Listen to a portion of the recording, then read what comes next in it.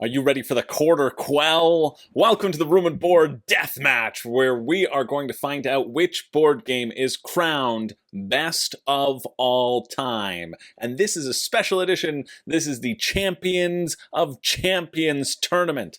All last year through 2023, yeah, that was last year, we battled it to the death, crowning champion after champion in a variety of different themes and situations, and we crowned 12 beautiful champions, or 11 beautiful champions, and 11 runners-up.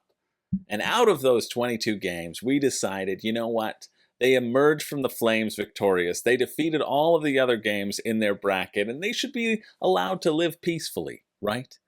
Wrong, because they're here to battle it to the death. They're all here down below. And here's the thing, though. We had a couple repeats last year, and so this year is filled with wild cards. You can check out the groups that are flashing below me right now, or rolling just gently rolling below me, or gently rolling over there. I don't know where Chris put it, where Chris of the future put it. We can never know what that idiot is going to get up to. But what I do know is only one game will emerge as the glorious champion of champions. There is one game that will triumph over all, and we are going to find out which that game is right now. All of these made it through an entire tournament, or were the runners-up, made it through an entire tournament to get to the finals, or they're sort of notable conversation topics, things that we've been discussing in the Room and Board Patreon-only Discord. If you want to join in on the voting action or support the channel in any way, you can sign up for that. That's below. But if not, don't worry. I'm going to keep on doing these recaps because I think they're fun,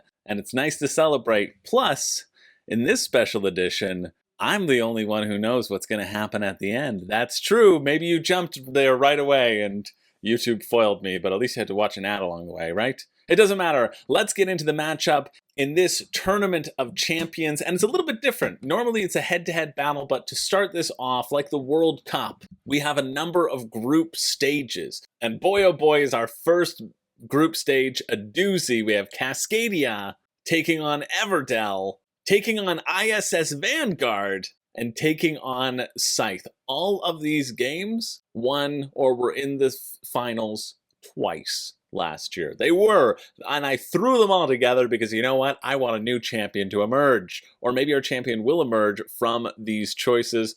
All of these are fantastic games. I'm willing to say that. If you missed it, I've played 3 of them. Cascadia, I just played last night. Everdell, I played the other day. And Scythe, it's been a while since I played, but I think I have the Rise of Fenris expansion lined up to play with my neighbor and not friend, Yuval. So I'm excited about that. And if you missed it on our channel, Zach has been playing through ISS Vanguard. We have the first of his ISS Vanguard diaries that premiered on January 1st. And the second will be upcoming as we see Zach's descent into madness as the game breaks him of his spirit. I think you all know about these games, but in case you don't, let me talk to you a little bit about them. Cascadia, notable to me because it's also in the World Series of Board Gaming. It was the first edition this year, and it will be back next year. That's not how you do it, but wow! Using all the tiles to create this, that's really cool. I'm glad I clicked on that photo. Kind of cool to actually see the breakdown of all the hawks and where all the salmon can be. You see, you find no salmon in the forest. There's no forest salmon, just on the outskirts as they head towards the sweatland or the rivers. Or the prairie, those classic prairie salmon. You won't find salmon in the mountains either. Kind of a cool thing about Cascadia. Anyway, Cascadia, my enjoyment for Cascadia has been improved through doing coverage on the World Series of Board Gaming, legitimately. Like, I feel like I understand the game a lot more, and it's very simple. You have 2 tiles. It's a double tile laying game. You're going to pick a tile and an animal, and the animal can only go on certain spaces, and then you score for both the groups of the tiles and the groups of the animals in a bunch of different variable scoring conditions. I think I had the most fun playing Cascadia last night than I ever did because I was really like, I could see all of the horrible mistakes I made throughout the game, and that's always exciting to me. Everdell is fantastic. Everdell is in my top 10 games of all time. It's my number 3 game, actually, the last time I did the list. And it's an incredible worker placement and tableau builder. Basically, you can do 2 things on your turn. You can put out a worker onto a spot and get some stuff, or you can build a card into your tableau. But your card tableau can only have 15 cards. And so it's what do you build? How does that generate an engine for you? How can you use it to score different events out there? There are always randomized events for each game. Oh man, it's so good. I still only have the base game, the collector's edition. If you're interested in Everdell, there's a collector's edition and then there's a base version. I always just say get the base. The collector's gets you some metal coins and like a very small expansion, but not worth the like uptick in price. Even still, I know at some point I will get the Everdell complete collection, the collector's edition. I just don't have anywhere to store it in my house. And so it makes it difficult to justify to own, especially because I like taking Everdell places. I like showing it off to people and introducing it to people, and I can't do that with the big box. But just the base game is so satisfying to me that I haven't, like, I've played a lot of games, and it's my #3 game of all time, and I haven't gotten sick of the base game yet, which says a lot. ISS Vanguard is another campaign game from Awaken Realms.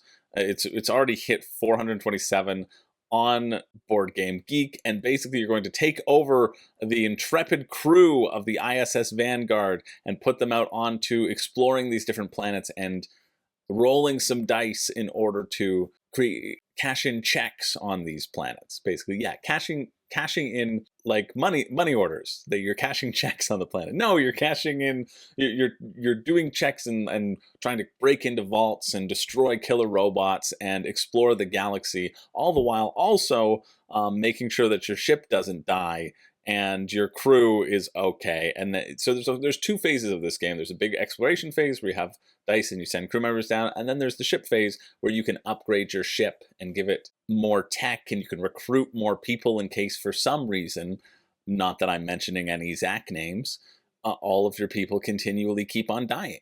And then finally we have Scythe. Scythe is by Stonemaier Games, which is a very solid publisher. It is a action selection efficiency game. People might think it's like a big war game, but it's not. You have these 4 different sections on the board, and these represent the actions that you can take. Each action is going to have a top half and a bottom half, and they'll be different for each board. So everybody has a little bit of asymmetry there as you try to navigate the most efficient way to complete 6 of the varied objectives. The objectives can be like upgrade yourself, or put all your mechs on the board, or fight people, or complete your little objectives, or gain the hearts of the people, or show off your military strength. There's a lot of different things that you can manipulate, and it's a first person. To get 6 of those will trigger the end of the game, and then you score points for what you've accomplished, both in terms of taking over landmass and the objectives that you've scored. And so this was a wild vote. It was 16 to 12 to 11 to 6 for the final votes for these games. Unfortunately, Scythe ended up 6.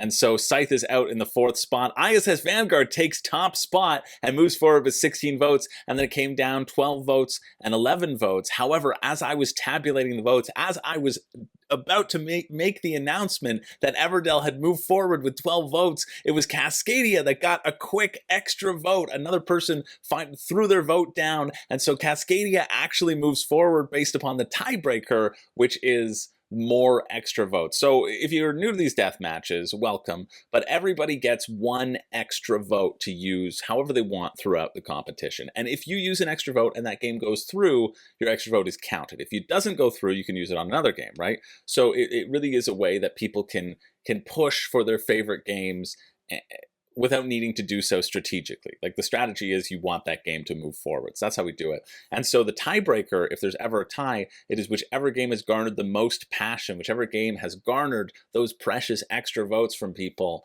Well, that is the game that moves forward. And so it is Cascadia that dethrones Everdell, and I'm so sad. I think Everdell also was in the Champion of Champions as a wild card last year and came in 3rd. But unfortunately, it doesn't even make it past the group stage this round.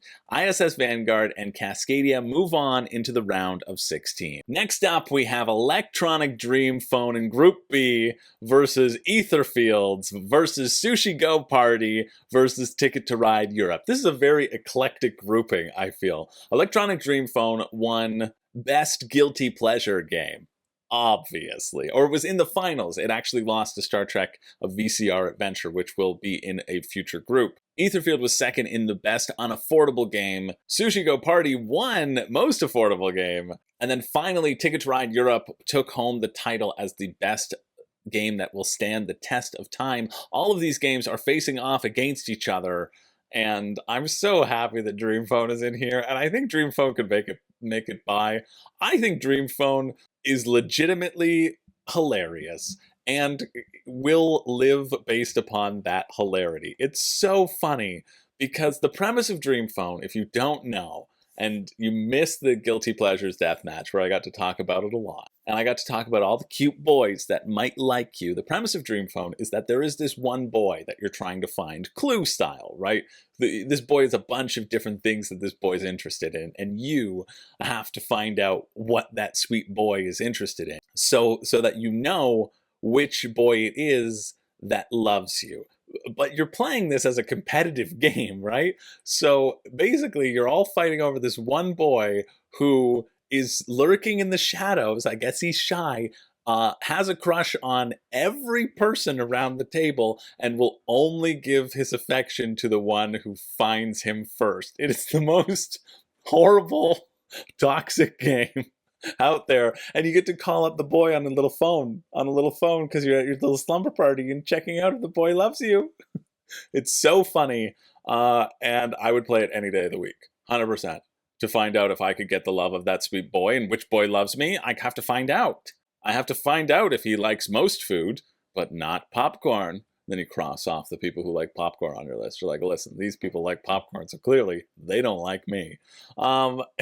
Taking on Etherfields. Etherfields, another Awakened Realms title. We got a lot of Awakened Realms games in this Tournament of Champions because they do good stuff. Etherfields is a narrative sort of dungeon crawly deck builder. You're going to be going on different scenarios and investigating different dreams, and each dream is as sort of a puzzle. Right, there's a different puzzle. I own Etherfields. I pledged for it. I did an all-in pledge that I have not gotten to any of even the stretch goals. Nonetheless, the additional content that I purchased in a fervor of loving Awakened Realms. But it's fun. You go around these places. One of the early things that I'm not going to give it away if you're going to play it, but there's an early maze where at some point you'll find these doors. And you get to these doors, and these doors lead to different parts of the maze that you've been in. And there's a way to figure that out, which we didn't, but we just kind of lucked into the answer. But we did not figure it out actually. And then we looked at the end, and we're like, oh, this was the actual solution to that puzzle. So because of that, I think that's kind of cool. It's taking on Sushi Go Party. Sushi Go Party is a fantastic, affordable game. It's Sushi Go, but with different cards that you can mix and match. But this one does it effectively. I think it's worthwhile assembling a different set, and it gives you these different sets to play with. My favorite thing that is added into Sushi Go Party that isn't in the original Sushi Go, and I've said this before, but I'm going to say it again because I think it's funny, it's the miso soup card. And so if you put down a miso soup card in front of you, and nobody else plays a miso soup card, you get to keep your miso soup. You get to slurp that soup up for supper. But if anyone else plays a miso soup on that turn, none of you get it. And so when I play Sushi Go Party, if I have a miso soup in my hand, I'm playing the miso soup.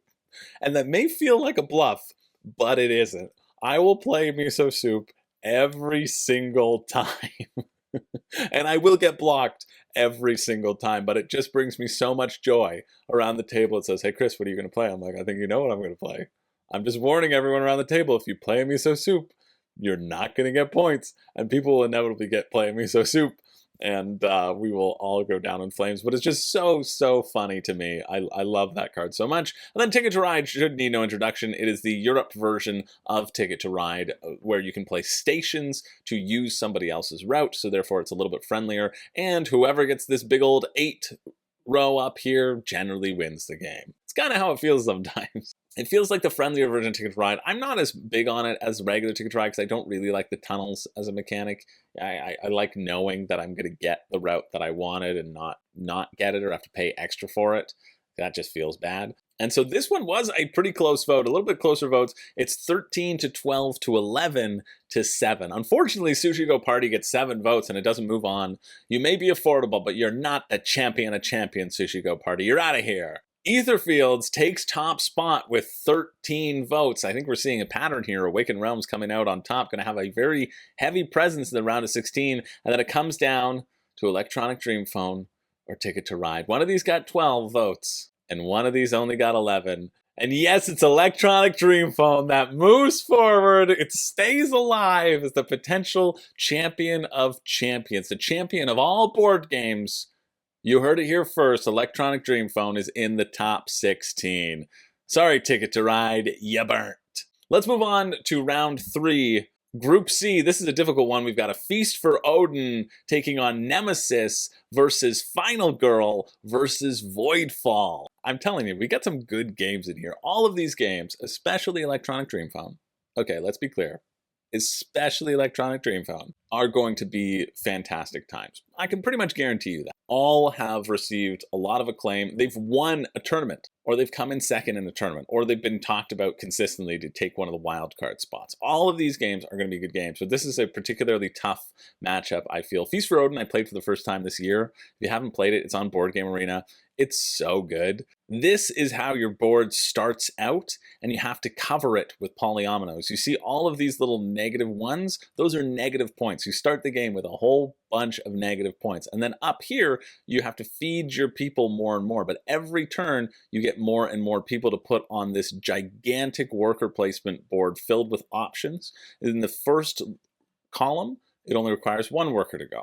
The second column requires 2 workers, 3 workers, and 4 workers. The benefit of the 3 workers is you also get to get a special card, and with the 4 workers, you get to play those cards, and those cards end up being pretty powerful. But it's so satisfying. Along the way, you can craft additional unique shapes. You can get a variety of different shapes. You can add islands that you've explored and give you even more places to cover up, and you can see these little red spaces and blue spaces on the board. If you fully surround those, then every income phase you get that piece, and there are always additional polyomino shapes which you can then chain in. See these up here, all the different types of shapes which you then can chain in and put onto your own board in a variety of ways to give yourself more income, to get even more shapes as it goes along. Fantastic game. Vying for my favorite Uwe Rosenberg. I'm so happy that I played it, and it's something that I think I need to add to the collection. I really do. It's taking on Nemesis, which also is fantastic. One of the best sort of storytelling experiences. Nemesis or Nemesis Lockdown. Nemesis Retaliation was my #1 million-plus campaign of 2023 in terms of crowdfunding board games. I thought it would look super cool. And in Nemesis, you have an objective, and you have to run around the ship and succeed in your objective and make sure, well, you can make sure other people do their objectives too, or you could just sabotage them for no reason because it's funny, pushing them into doors with aliens and then closing the doors behind you.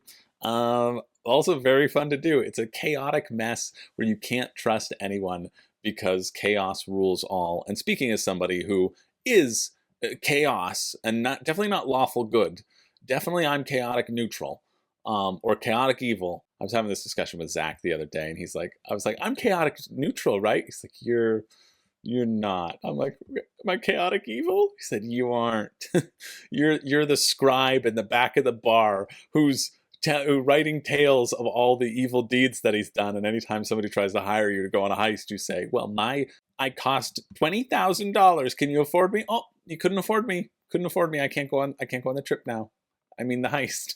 The fact that I called it a trip tells you everything that you need to know. But Nemesis is fantastic, great storytelling experience. I prefer Lockdown mechanically a little bit more, but both are fantastic. Final Girl is the solo re-implementation of Hostage Negotiator, where you are facing off against a villain, and you have to navigate a map, saving these innocent bystanders to unlock your special powers, all the while sort of managing your own dice and ability cards that you have with a mixing and matching situation. It is probably the #1 solo game.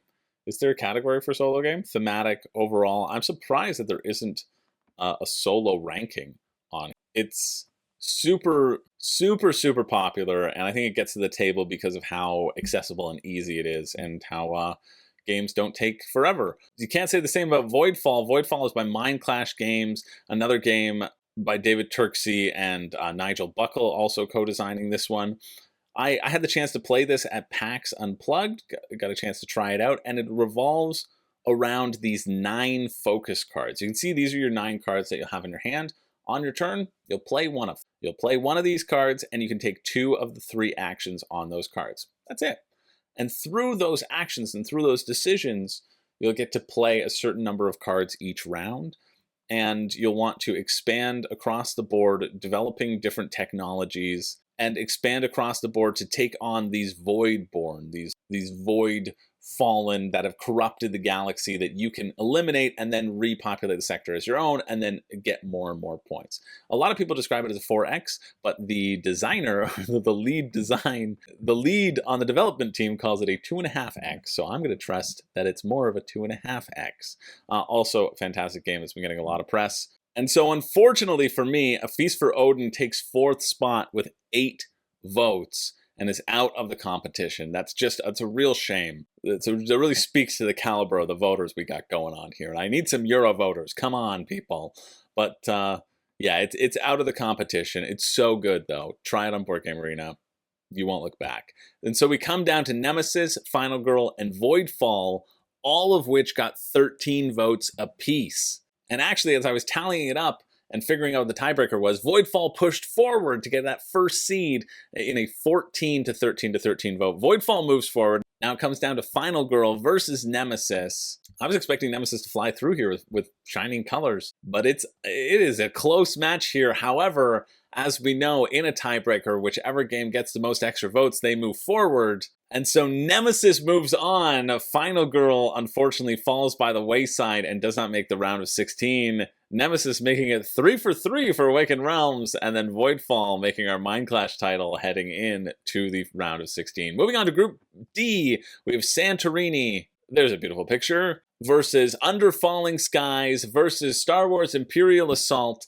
And suddenly we have a new wild card spot. There were some spots left to be filled, and for this one, I left it open.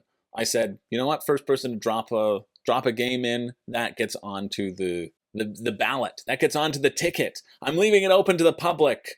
It could be Anarchy, or it could be Sleeping Cthulhu. Sleeping Gods takes the 4th spot here. So now we have a 4-way duel between Santorini, Under Falling Skies, Star Wars Imperial Assault, and Sleeping Gods. Which two of these will move forward? Well, we're about to find out. And it's wild. It's not even close for the remaining 3 in the competition. One of these got 22 votes compared to the next one being at 11, and then 8 and 8.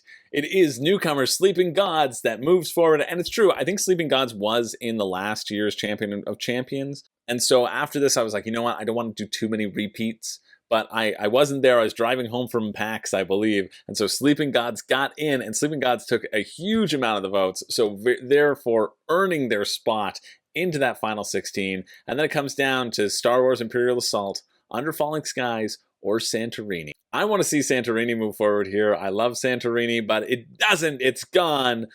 So next I'll probably want to see Star Wars Imperial Assault, because I like that a lot. Because I think it sounds, that doesn't matter, it's gone. Under Falling Skies moves forward with that 11 number 2 spot. We'll see if it can go all the way in that round of 16. Who knows, it could be a fairy tale story for Under Falling Skies. We're going to find out. Moving on to Group E. 3 brave competitors. We have Dead Reckoning taking on Paladins in the West Kingdom, taking on Star Trek The Next Generation. 3 exemplary games. And again, I put it open to the public because I thought, you know, what's the worst that could happen? Sleeping Gods was put forward. It worked out really well. It earned its vote. It earned the joy of the people. I know people in Discord have been talking about Sleeping Gods for a while. They enjoy it. A lot of them have played through the whole campaign, have loved it. Some of them, it's their favorite games of all time. It was in the favorite games Deathmatch when I took all the favorite games of anyone who wanted to contribute them. And so I was like, what's the worst that can happen? What's the worst that can happen? So our fourth competitor for this one is, yeah, The Night Cage. For all you audio listeners out there, my face is not impressed. The Night Cage has made its way into the Champion of Champions matchup. The Night Cage has been put forward as one of the top games in the world, because that's what this deathmatch is about. These are the top games in the world. These are the ones who fought through fire and hell to emerge victorious in their respective death matches, or at least got a nice second place, which comes with a severe bump on the noggin, but you don't have to be burnt. And then the Night Cage just bursts its little way in there. How does the Night Cage think it can stand against Gowron? Okay? Sorry, not Gowron. He's a different guy in this. How can the Night Cage stand against the glory that is the Star Trek Next Generation Interactive VCR board game, a Klingon Challenge, okay? How can the Night Cage even think about competing with Garphill Games' beautiful series, Paladins of the West Kingdom? The creme de la creme of the West Kingdom series. Well, okay, yeah, I mean, I'm not that attached. I'm not that attached to that one. How can the Night Cage think about competing against these bloodthirsty pirates that just want you to roll their little cubes in their cube tower to see how much damage they do to you, huh? How can the Night Cage deal with card sleeving? And maybe it's my fault, okay? Maybe this is the reason why you don't say the name of murderers, okay? You say the names of their victims. So I'm going to say the names of their victims, okay? I'm going to say the names of Dead Reckoning, all right? That fell in the vote, that did not get the shot that it deserved, even though it was the second best of 2023. It was second in the 2023 Best of the Best Deathmatch, which coincidentally we're currently voting on the best, or the 2022 rather, because we're currently voting on the best of 2023 right now. That is the current ongoing deathmatch that we're having over on the Discord. But I'm going to say the name of Dead Reckoning and hope that you remember, and you look in the eyes of this pirate, and you look in the eyes of sweet John D. Clare riding around in his cowboy getup, okay? You look in his eyes and you tell him he lost to the Night Cage, all right? And I want you to look. I want you to look in these eyes, okay? I want you to look in these beautiful Klingon eyes.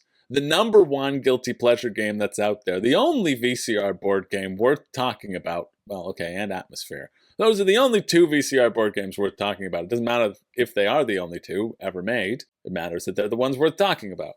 I want you to look into the eyes of this beautiful Klingon. I want you to look in that sultry face. Where are you? Yeah, respond. I want you to feel that hatred and that sensual nature go into you. I want you to watch the first 10 minutes of this video that's just story about this Klingon breaking onto the Empires, and you tell me that doesn't give you more joy than what that murderer did, okay? You tell me, you look in those eyes and you remember that you celebrated the monster, all right? You opted for chaos and you let those poor games fade into obscurity, giving attention to this serial killer of fun. The Night Cage moves forward in the top vote of the bracket. It's first seeded. How did it get number 1? How did it get number 1? It got 15 votes. 15 monsters out there. And Paladins moves. I mean, let's be real, Paladins. You're never making it through. Your triumphant glory over those other 2 games, it's not going to be recognized. We're not even going to talk about it. You know what? I'm going to spoil it for you right now. Paladins goes out in the first round. Paladins doesn't win. That's what the Night Cage did to you. Congratulations. Enjoy your time in the round of 16, however short that is, because it's going to be short, because the Night Cage took everything from you, like it has me. Let's move on to the wildcard bracket. Actually, we've got Spirit Island. We've got Spirit Island taking on Twilight Struggle, wildcard number 1. Taking on Dune, the beautiful Dune, wildcard number 2. These are the 3 official competitors put forward, and again, I don't know why I did it. I think people should have lost their privileges of submitting games. And Anachrony was attempted to be put forward into this bracket, and to be fair, I was going to let it slide and let it go through, because Anachrony is great, but it also went really far in the last one. I was like, let's try to get some repeats, and so for the first time, I'm actually happy to announce this awesome new competitor, a great addition to vote on. We have Inish. So our bracket here is the winner of one of the games, is the runner-up for everybody's favorite game. Cascadia ended up taking the winning spot in that, but Spirit Island was runner-up for everybody's favorite game, taking on Twilight Struggle, which is sort of my honorary number 1, because I think it was number 1 when I learned about Board Game Geek's existence. I think you can check this, too. Yeah, around 2010. I think that's around when I learned of Board Game Geek's existence. Twilight Struggle held the number 1 spot from 2010 to 2015, and I thought now is the time to include it and to talk about it. Dune holds the number 1 spot on Zach's favorite games, his favorite game. This is his honorary shout out into the bracket. And then finally, Inish, which holds my friend Pat's number 1. So there you go, Pat, you made it in. The patrons love you. I've played Inish a couple times. It kind of is in that Kemet, Cyclades, and Inish trio they're often referred to. It is a beautiful, elegant area control game. So let's talk about these different games, starting with Inish because we're right here. Inish, you have these different land tiles, and whoever controls the land gets a special ability. And on your turn, before anything happens, you're going to do a drafting phase where everybody drafts 4 cards. And so you pass them around the table, and you're basically planning out the moves that you can do. And so you might have accrued special cards that give you additional actions, but you have these sort of 4 cards as your base. And you can use those cards to manipulate people around the board. And if you have a presence in 6 territories, you win the game. Or if you have control over 6 other people, you win the game. Like you have more strength and you control that territory and you just control their people in it, you win the game. Or if you're in places that have 6 sanctuaries, you win the game. So there's a bunch of different ways that you can win and you can trigger that ending. A lot of my games have ended with a tiebreaker as well, where you have to control the capital, and so I've ended up pulling out some really fun swings in that way just because of the order of operations. It's a really good game. Dune is better than Twilight Imperium. If you like Twilight Imperium and you haven't played Dune, you should try it out. Although I don't really enjoy Twilight Imperium, but I love Dune, and I love also Galactic Era. So it's another big sort of epic space game with really varied, wild, asymmetric powers as you try to control the desert planet. And you can make a formal alliance, but then winning, and you can win as a pair, but then that winning is a little bit more difficult. You have to control numerous regions. Every power in this game feels game-breaking. It creates this beautiful intrigue of you can do anything. You can go into the corner of the room and whisper plans to people. You can make deals. You can backstab each other. If you like those sort of epic 6-hour style games, you have to try Dune. It is so fantastic. Twilight Struggle is one that I still haven't played, but it sort of operates on the strength of multi-use cards. That's the thing that really interests me about it. You're trying to control the world. It is representing the Cold War. That's how you're playing this game, is you control these areas and fight for points. And then finally, Spirit Island is an incredibly robust co-op game that a lot of people enjoy playing solo as well, because you just control your own spirit. It's essentially your own solo game, because when you're playing, you're like, listen, I have no idea what you're up to. You have all these card powers, you have all these different little spirit powers that you're chaining together. But what I do know is we're going to stomp the invaders from our land and take it back. And I just think it's a really fun theme. It's really well executed as you try to push back the hordes of people who are trying to just blight your land. And so Spirit Island was able to take top spot with 17 votes and does move forward into the round of 16. I think Spirit Island is a real competitor, and every time I look at it, oh, there's something about that art and the gameplay. I just want to play it again. I just want to get it off the shelf and immediately play it. Twilight Struggle, unfortunately, gets 0 love. It's had its time in the sun. It doesn't matter that it's number 13 anymore. Nobody cares. Gets 3 votes. You burnt. I never even have to worry about playing it anymore because of that. And so it comes down to Dune versus Inish. One of these had 9 votes, one of these had 7, so pretty close margins. However, it is newcomer Inish that moves forward in the 9 slot. In the 2nd spot, unfortunately, Dune falls by the wayside. My number 4 game of all time, unfortunately, does not make the cut. And it is Inish that moves forward. And I'm excited. I'm excited to see how far Inish goes, because I like it. It is sort of represents a true wild card. A game that hadn't been included in any of the past 23 death matches. Yeah, we done that many. And I'm excited to see how far it goes. Next up into Group G, we have games that were most talked of throughout the Discord. I made this out of wildcards as well, and wanted to give some that I found were always popping up in conversation and discussion. Their time in the sun. And so there's been a lot of conversation about Kingdom Death Monster, a lot of conversation about Aeon Trespass Odyssey, a lot of conversation about Brass, obviously, because it's the number 1 game on Board Game Geek right now. Although, will it suffer the same fate as Twilight Struggle in that nobody likes number 1? I don't know. Gloomhaven took it all the way last year. And Gloomhaven was added because it is the number 1 game on Board Game Geek, and now it has been dethroned, therefore Brass had to be added. And then we have Ra, ooh la la. This is an awesome game. It's a game that, like, I just finished doing some commentary today and I'll be doing it tomorrow as well, for the World Series of Board Gaming on the Raw Ring Final and the Raw Semifinal, because it was the sort of grand semi-final in the tournament. I'm really excited to watch that game tomorrow. It blew me away. It blew me away how fun it was just watching this game. It's so good. Let's talk about Raw right now. This has got to be sort of one of my standouts from the past year and a bit.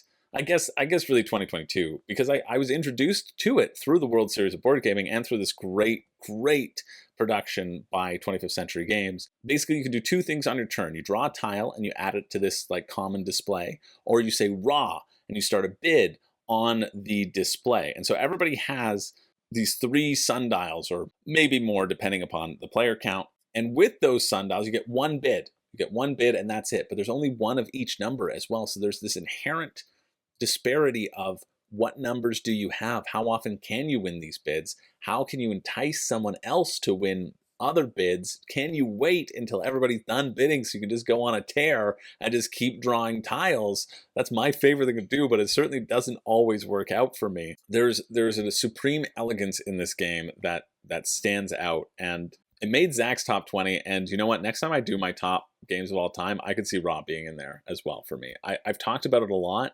because I genuinely think it's so much fun. I think this new edition is also really affordable and has really good components for what you get. Like, highly recommend. As long as it wins this competition and we don't have all of copies of it burnt for all eternity. As long as that happens, because that's the penalty. I didn't know if you knew that. Yeah, even in this Tournament of Champions, there's no escape. You will be burnt for all eternity. All of the games will be reduced into ash. Brass Birmingham, again, I found through the World Series of Board Gaming, it made my top 20 this year, or the last time I did the only time my top game list. I think I did. It's an exceptional economic game. I love this game and the flow of it and maximizing points. You're wanting to establish a network in 2 eras, the Canal era and the Iron era, the Rail era. And in each one of those, you can build connection points in different spots, so the board sort of shifts. And you're also fighting and racing to put things on the board to establish your network for the next game and the next round. It's super elegant. If you like economic games that take a long time, but it's just, it's so good. It's number 1 for a reason. Kingdom Death Monster and Aeon Trespass Odyssey sort of represent these large dungeon crawling campaign games that only a few will complete. And this is, they're battling it to the death once and for all. We got 2 of the most talked about ones right here, and only one can move on, thereby cementing that the other one is complete and utter garbage. Complete and utter, I guess both could move on, but I kind of expect them to split the votes here, or for someone to like the better one over the other one, and to really just hammer home that the other one and their creator is just a bad person. Anyone who loses, I forgot, I didn't add that to the thing, but anyone who loses, their designer just automatically should know that people dislike them as a person. I don't know if that's telegraphing anything if you happen to watch a lot of videos, but just know that the results of this are legally binding and unequivocal, It unequivocally means that there's no grift here. There's no grift going on here. It's just pure hard votes. I suppose you could argue that the voting system is flawed, but do you really want to go down that road? I don't think you want to go down that road. You could argue that there were fake votes. If you don't get the result you want from people, it's really just easy to just call them liars and say that they don't like you. It's very easy to do that. Is that the real thing, or did you just lose? I don't know. So Aeon's End comes in last. No, it doesn't. It doesn't come in last. Actually, Brass Birmingham does not get the votes. Brass Birmingham will not follow that same Cinderella story of Gloomhaven emerging as that wild card and taking out all the champions. No, Brass Birmingham is ejected from the round. It received 8 votes. And wouldn't you know it, Raw receives top billing with 15 votes. Raw takes it home with 15 votes. It might have gotten a little bit of a bump by the abacus of mystery. Ooh, so there's this sort of game within a game. Yeah, you'll get it, or you won't. I don't think anybody's ever going to get it, but it has followed the same pattern and the same rule every single time. Really, and I have not deviated. I have not deviated for the last 6 months. All the information is there. It really is. You just gotta go back. You can see what happened and keep scrolling, I guess. So Raw does move on into the round of 16, which makes me so thrilled because it really just blew up in the Publisher Deathmatch. It did not make the cut there, but it is now. So finally we're left with Aeon Trespass Odyssey, Kingdom Death Monster. Aeon Trespass has 11 votes, I'll tell you that. It's got 11 votes. And it looked like Kingdom Death had less than that. But uh-oh, they got the grift vote, and Kingdom Death moves forward in a 14-11 vote. Sorry, Aeon Trespass Odyssey, you're third, and you know what they say about people who come in third? Nobody likes you personally. And finally, we're going to move on to our last group stage. We have Lost Ruins of Arnak, also received a lot of chatter, also lets me plug the World Series of Board Gaming again. I mean, I don't have to plug it. It exists. It's doing well, and it's going to be a fun event. Taking on the Loop, which has had a lot of chatter as being like a really accessible co-op game, good price, fun deck building, great co-op, lots of replayability. Taking on Rising Sun, I don't know who put that one in there, but they probably have really good taste. Taking on Bounce Off. And yes, I don't care that we also have Dream Phone in here and the Klingon Challenge, and now the Night Cage. No, I don't care. I don't care. If you've tuned into the last 11 death matches, you've seen Bounce Off repeatedly get disqualified over and over and over again. And this is one time that they are not bouncing out or opting out. No, they're opting off. And they are in this competition, and they are in it to win it. But they've got to take out Lost Ruins, the Loop, Rising Sun to do it. Bounce Off deserves their time in the sun. Bounce Off, as you can see, if we go to the 5.6 rating, no. Let's check out these ratings. Come on, listen to Greg Brucht, who says this is good fun with Cecilia, or anyone willing to drink and play games. Does that sound like you? It might be your time to bounce off. Okay, I don't understand how, it makes LeBryant's top games of all time, making the top 87%. LeBryant clearly hasn't updated their rating, since only one of these was a rating of 2 and the others were rating a 3. I call a grift. I call a grift against Bounce Off good name. Raven Snow says, I would have had lots more fun if the balls were bouncy balls instead of ping pong balls. That sounds like a you problem, Raven Snow. They had trouble bouncing on our table with tablecloth, so the gimmick part of the game failed for us. And you couldn't take the tablecloth off, Raven Snow. You couldn't anticipate that a ping pong ball wouldn't bounce on a tablecloth. That feels like a Raven Snow issue, okay? But I do agree that the game should definitely have more pattern cards, because it comes with like 6. You just have to make like the same 6 patterns over and over. Completely ridiculous that you didn't need to. Yes, Tolkana, that's what I'm talking about. And finally, I don't know who this guy is, Chris C.F. George, but he knows what he's talking about. I stand by this. I stand by this 10 out of 10 rating. All right, but let's talk about other things. Another thing that I would give a 10 out of 10 rating, Rising Sun, is my favorite game of all time. It's fantastic. I have a full review on it. You're playing clans in feudal Japan. If you like negotiation, this is a fantastic game.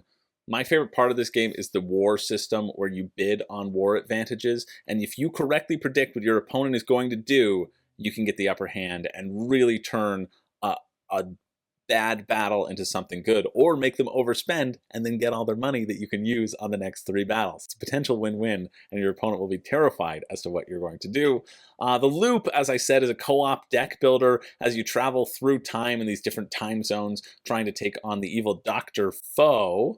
That's the real name. They changed it in development. Collecting items and things that you can put in your deck along the way. And then Lost Ruins of Arnak is often compared with Dune Imperial in the board game, but that's incorrect. They both are their own system, but there is deck building and worker placement, and in order to place a worker, you have to discard a card that has sort of a matching movement symbol on it. These are movement symbols. You can get them in different ways. Other things can provide them.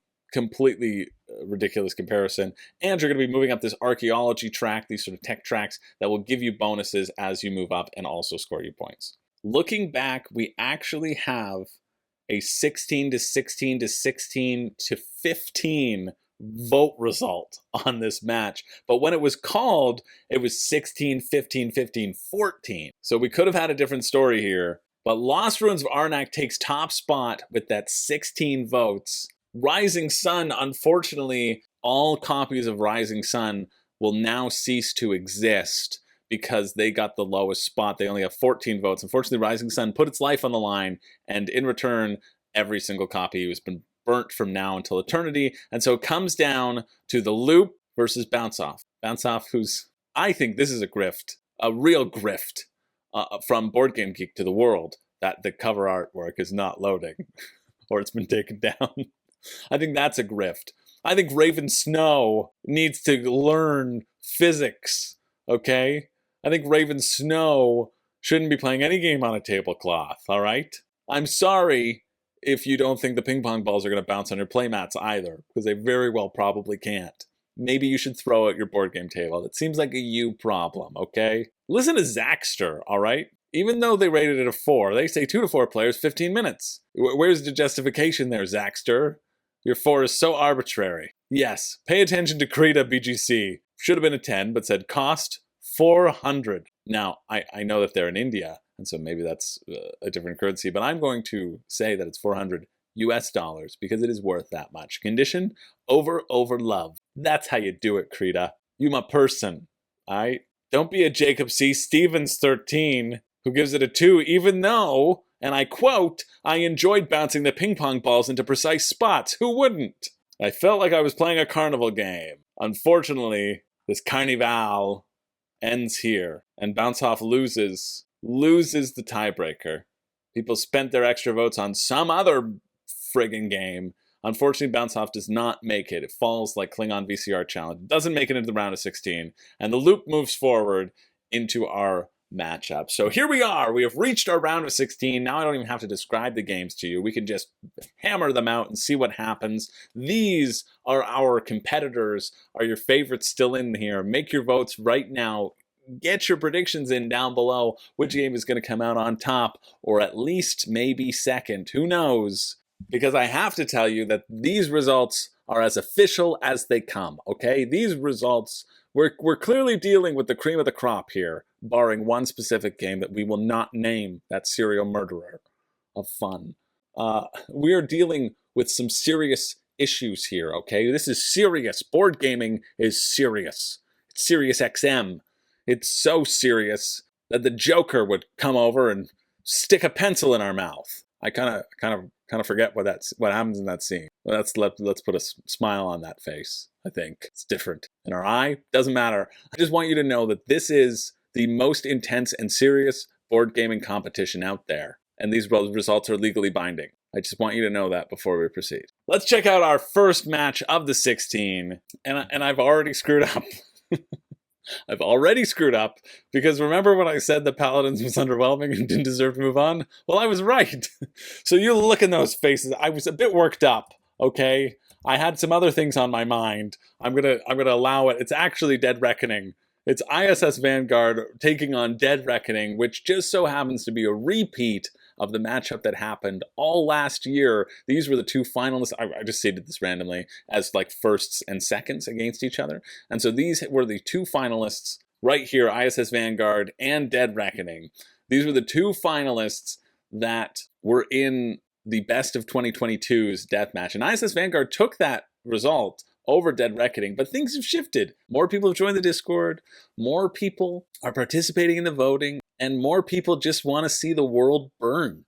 So who knows what can happen? But it is ISS Vanguard against Dead Reckoning. I was interested to see how things shifted if Dead Reckoning had a chance. I was interested to see if Dead Reckoning fans were going to come out of the woodwork and push and have their ship finally take over ISS Vanguard, just like not Gowron. I forget his name. In the Klingon one. Are you going to make me go watch it for accuracy? Of course you are, because I'm a professional here. And I wouldn't have it any other way. I also love how he just tells you right away that Karak. Look at that. I was right there. Klingon kosha da da da. Yeah, dude, I don't speak Klingon. Kavak. Of course, like Havoc with a K. Look at him. Ooh. Oh, Kavak. You could bring Havoc to me anytime. Ooh, yeah. Don't tell Maggie what I'm looking at. This, you know when you walk into a room and somebody slams their computer down, and you're like, what were you looking at? And they're like, nothing. This is what they're looking at. This is what they're looking at every time. Anyway, which ship will take over the other ship forcibly? That's what I want to know. And it is ISS Vanguard that maintains the status quo and moves forward in a 19-9 vote. Sorry, Dead Reckoning. You're dead in the water. Once again, always a bridesmaid, never a winner. Next round, we have Etherfields taking on Inish. This is a really exciting one. I think I want Inish to win here. I think Inish is just like really, really solid. Inish is still in top 100 of Board Game Geek, right? Yeah, 97. And Etherfields hasn't cracked that. I think it's sitting, yeah, 581. If you go by Board Game Geek rankings, Inish would win every time. However, that may not be the case here. Inish is just like really elegant and excellent. It's something that I hope to play again this summer. But yeah, the Etherfields is a really bold and exciting game, but I just have seen more potential out of Inish, and I could feel myself reaching for it more because it's not a campaign game, right? Etherfields, inherently, the problem with campaign games like ISS Vanguard is that you have to play them consistently. If you don't play them consistently, you feel it more than if you don't play something else consistently, right? Maybe that's the that's the bar for buying a campaign game. Have you played any game in your collection in the last year 30 times? If the answer is yes, you have what it takes to play a campaign game. If the answer is a resounding no, you're not allowed. You're not allowed, and you got to go with Inish. And so this was a really close matchup. The final votes here were 14 to 11. It looks like it's 15 to 12 now. I expected Inish to move forward and continue the run as that dark horse of the competition, but unfortunately it is not to be. Inish fell asleep on the job, and Etherfields invaded their dreams and sliced them up like Freddy Krueger. It's Etherfields that moves on into the next round. Next up, we have Voidfall versus Kingdom Death Monster. I'm kind of expecting Voidfall to take it here. There's been a lot of really great chatter about Voidfall. People have been excited about it. When I played it, I think my expectations were too high.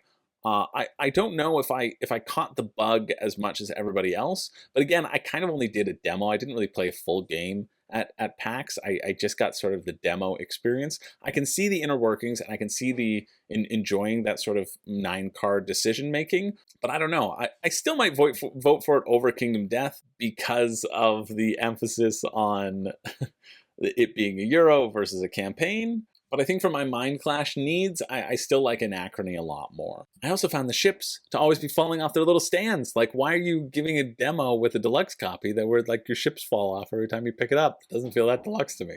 Kingdom Death, though, is a weird one because it's something I can never really get on board with. Well, that's a pretty fun sculpt. It's been so long in development, and it feels like people have waited for ages to get their games or their full games or the upgrade packs or whatever it is, and you can sink so much money into it.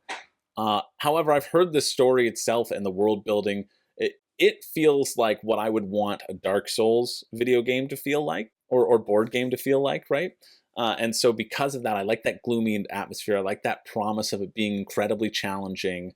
And the stakes being super high, that if your characters die, you're done, and having to like really learn with that. But I've also heard some comparisons with Townfolk's Tussle in terms of the gameplay, and that doesn't necessarily incite me into a fervor, right? I found that to be a little bit basic rolling, and so if it's not as much tactics and too much rolling the dice, I don't know if I'd like it as much. Anyway, people opt for the more complex Euro over that sprawling experience, and it is Voidfall that moves forward in a 21 to 14 vote. Sorry, Kingdom Death, and sorry to everybody who spent thousands of dollars on it recently, or hundreds of dollars.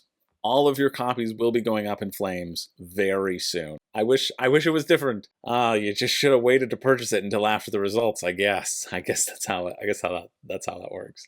And then finally on this side of the bracket, we've got Sleeping Gods versus The Loop. Two very drastically different games as well. The Loop representing sort of the bastion of accessibility on this side of the bracket. We've got a lot of complex, we've got a lot of campaign games, and The Loop is sort of a shining star in there. I need to get my hands on The Loop. And Sleeping Gods has received sort of resounding unanimous praise again with that campaign style. I guess people might like campaign games in here. Either we do a campaign deathmatch and then retire it for good, or we just retire all campaign games for good. I don't know. Do you want to navigate the ship and deal with branching, choose your own storylines, or do you want to deal with that co-op deck building?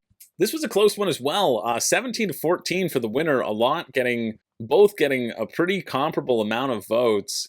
But in the end, it is Sleeping Gods that does move forward. Sleeping Gods losing some votes from the group stage. The Loop kind of taking those. Sleeping Gods did move forward in 22, so it's been losing steam. It's losing support. Unfortunately, the Loop wasn't able to take enough of that support away, and it is Sleeping Gods that does move forward. Now we're on to the other side of the match with the Night Cage versus Cascadia. okay? Cascadia, the people's champion. Now, I want to qualify this, okay? I want everybody to know what is going on with this matchup, because we have the Night Cage. Somebody put forward, people have been voting on it. And we have Cascadia, which won the arguably the most difficult deathmatch of the year, everybody's favorite deathmatch, where everybody put their favorite games in. So everybody had a stake in it. And Cascadia is the winner here, and it is up against the Night Cage.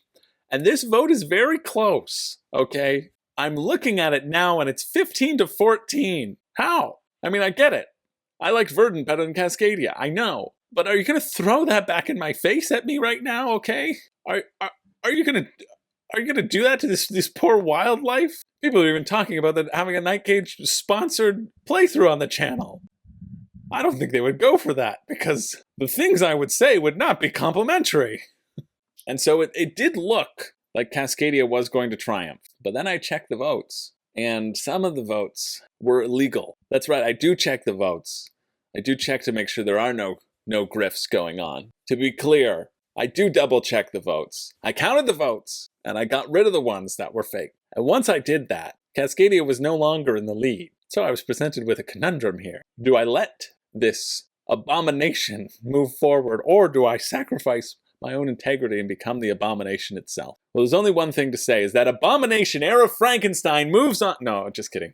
It's the Night Cage that moves forward. The Night Cage moves forward into the top 8, okay? Let that sink in just for a little bit. The Night Cage has made it into the top 8 games of all time. The champions of champions. This is how I know that, you know, that when the aliens pass by, you know, the Voidborn, the people fighting the Voidborn, they pass by, they check in on Earth, they look to see what we're up to, and they zoom in at this moment in time, and they say, they're certainly not ready. This is a primitive life forms over here that can't even live in harmony with nature and have to cage it all behind a shadow of darkness. It's the Night Cage that moves forward. Cascadia takes it out. Is out of the competition. And so we've got another matchup, another tough matchup. One of these will have to face off against the Night Cage, I hope you know. And it is Spirit Island versus a true, beautiful game, Electronic Dream Phone. Guess who you like? You don't know yet until you find out that they like you and everyone around the table. Which of these sultry contestants do you want to have a crush on you, huh? Come on. They all do, to be clear. It's a special edition of Dream Phone where you have agency and they're just desperate.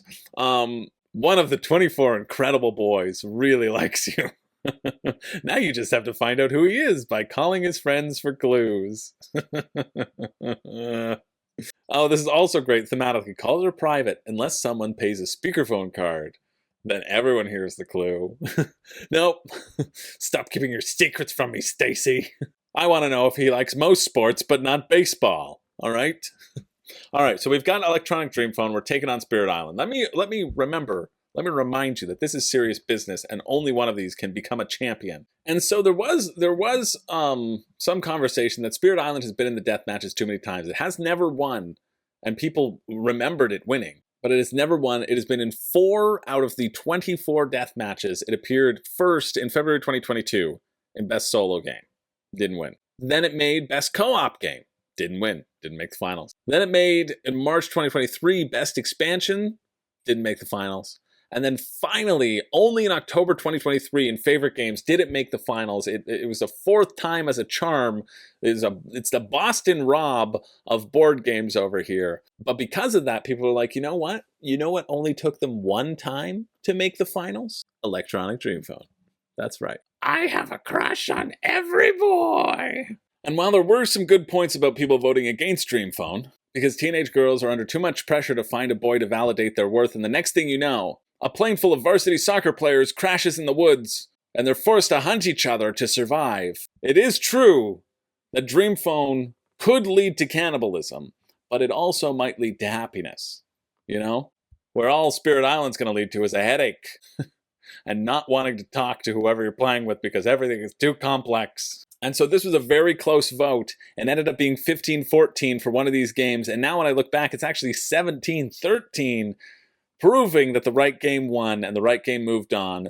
The only thing that could overthrow that which must not be named is the winner of this matchup. The Dong movement was very strong in the chat, and that movement, of course, stands for Dream Phone Overcomes Newer Games. And it is Spirit Island that falls and Dream Phone that moves forward, being our bastion of hope into the final 8. The final 8 of this very serious competition. This is serious business. On to the next one, which is Ra versus Nemesis. 2 great games, 2 fantastic games, honestly. I think Ra's in my top 30 at least. I'm very happy to say that. Top 50, guaranteed. Nemesis is as well. What can stop the reprint of a 12.1 million campaign game? Well, maybe a 99 game. A 1999 game. It's not millions, it's just a year. That's just a year where it came out. It's Ra taking on Nemesis. This is tough. I mean, this is really tough, honestly. I kind of want to see Ra move forward as well. Awakened Realms has had its time in the sun, but I feel like Nemesis might be a good competitor to keep moving forward. I feel like I've talked about Ra too much, you know? I feel like I've hyped it up so much, but it's so good. And why can't we hype up $45 games and we can only hype up $200 games, right? You can pay a cheap amount like Ra and like Dune and have wonderful experiences. You don't have to pay the price that Nemesis wants for you. Still, Nemesis is a really solid game. This is a very tight vote, though. It's 13-13 before some Dies of Chaos and some Abacus votes. Some mystery votes, people who don't know what they're voting for, but I do because it's determined. Because it's determined pretty much as soon as the voting starts. Pretty much. Maybe. Is that a clue? Maybe it is. I don't know. And so the die of chaos falls either way, and it comes down to the undecided. Fate had put something into motion before anyone could realize. And unfortunately for Ra, it benefited from the Abacus in that group stage, but it is Nemesis that benefits from the Abacus this time around. And Nemesis moves forward in a very close 16-14 vote. I want to point out that Nemesis has only moved forward right now based upon ties. It has been very close for Nemesis. Ra, unfortunately, is out of the competition. And we're moving on to our last one, Lost Ruins of Arnak versus Under Falling Skies. I feel like Lost Ruins is going to blow it out of the park here. I really do. But this one was really close. After the votes were cast, it was 15-14 for one of these games. I still expect Lost Ruins is the one that would come out on top over Under Falling Skies, but I also did not expect it to be that close. We have a very solid solo community in the Discord as well, and that helps because Under Falling Skies is, of course, Space Invaders, the board game. I don't think I ever explained it when we covered it the first time. Well, you're hearing about it now. Space Invaders, the board game. You're going to assign your dice and do actions to stop all these skies from falling on you, and you want to kill the Mama Invader. That's what you want to do. I wish someone had killed that Mama Invader who came and kidnapped all of my family, but what can you do? It is, however, Lost Ruins of Arnak, which is moved up to 25 on Board Game Geek, 28 on Board Game Geek right now, that takes the vote only by the slimmest of margins and moves forward in a 15-14 vote. So we have our final 8 back to the front half with ISS Vanguard versus Etherfields. I feel like it's going to be ISS Vanguard here. It's been so super popular and talked about throughout the Discord. This is one that people have been very vocal about in the competition as well. And so it would take sort of a miracle for Etherfields to emerge victorious. And as I look back at the votes, I see that it's kind of a low voter turnout. It's 10 votes for ISS Vanguard and only 5 for Etherfields right now. But then there are 13 for the mystery of the Abacus. People really wanted to find out what this game within a game was, and they're like, it's 2 Awakened Realm campaigns. Seems as good a time as any. Just try to figure it out. I don't know if they did figure it out or not. Lots of back and forth talking about the merits of ISS Vanguard and Etherfields. I'll have to ask Zach. Zach's played more ISS Vanguard now than Etherfields because we're playing it together. Etherfields we are, and he's playing ISS Vanguard solo, so therefore he can actually get it to the table. But it comes down to whatever the mystery the Abacus is holding. They tried to put forward that an Abacus majority means both votes move on, and let me just check with management. Nope. It's Etherfields that takes the vote, and it moves forward in an 18-10 vote. ISS Vanguard, which was actually my pick to win the whole thing, just based upon how much people have seemed to enjoy it, is out of the competition, and it is Etherfields that moves forward in a Cinderella story. What fate brought Etherfield those votes, we may never know. What little angel helped Etherfields garner all those votes, we can never tell. But Etherfields did scoop them up and has moved into the semifinals. It will be facing off against either Voidfall or Sleeping Gods. And this one was wild. Voidfall had a ton of extra votes. It was leading pretty heavily, and it also went on a huge streak of Die of Chaos runs. It also got 5 out of the 6 Die of Chaos votes, so it was handily ahead, 17 to 10, and so even the 6 Abacus votes dwindled from the 13. The status quo remains unchanged. It is Voidfall that does move forward on the backs of its votes, its extra votes, its Die of Chaos votes, and even against the Abacus, Voidfall smashed Sleeping God 6 ways to Sunday and moves forward into that quarterfinals. Now we're on to the real matchup that everybody here has been waiting for. Electronic Dream Phone. I just thought about how few royalties those child models probably ever received versus the Night Cage. So you see this, you see me holding this candle? That's a real image of me, of some of the things that I would rather do than play the Night Cage. It's a real image. We look at this spooky grid. That's pretty spooky, isn't it? Bunch of lines. Watch out for that. So we have 2 picks here. 2 picks. 2 of the top 8 games of all time. Electronic Dream Phone, obviously, and the Night Cage. Surprisingly. But we like what we like, right? This, I agree with some of the comments that this is the single most important vote in deathmatch history. I believe that. This is real history being made right now. And looking back at the votes now, it might have been completely different because it seemed like there was a tie. But when I called the votes, one of these was ahead. It could have been different, is what I'm saying. It could have been different. But one of these games was ahead. And that game also got the Abacus, and it didn't even matter because, people like voting.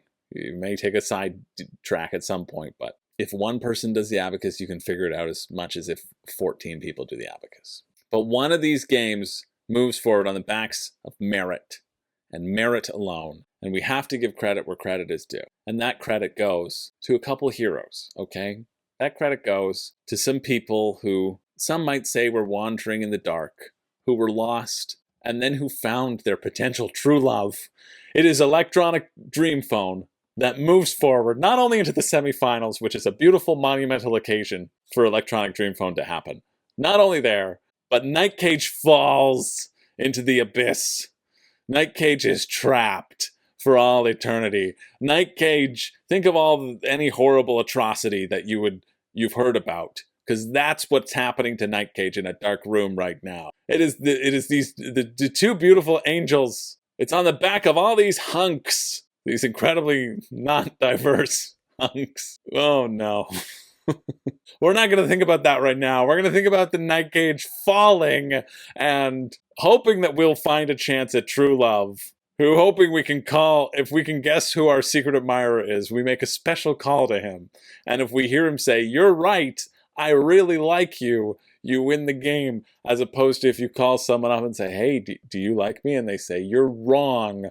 Who told you that information? Lose my number, Chris. Stop trying this. By the way, I talked to my other 5 friends. They messaged me saying that you were calling everybody, just trying to brute force this thing, and it's very unappealing. It is really unappealing when you just sort of put yourself out there like that and just say that you like every person out there." And I was like, but isn't that the premise of the game? And they said, "You need to learn what a double standard really is." And they hung up on me.